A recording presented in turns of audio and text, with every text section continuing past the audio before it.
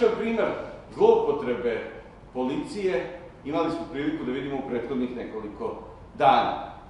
Naime, hrabri i pošteni inspektori Mitić i Milenković su smenjeni sa svojih pozicija. Radi se o ljudima koji su otkrili Jovanjicu, najveću plantažu droge u Evropi, i umesto da za svoj rad budu nagrađeni, kao što bi to bio i red i pravilo u svakoj državi, oni su smenjeni i njima su čak i životi ugroženi. Razloga zašto vlast radi ovo, prvi razlog je kako se svi oni koji su umešani u slučaju Jovanjica nikada ne bi procesuirali, nikada ne bi izveli pred lice pravde i nikada ne bi bili kažnjeni.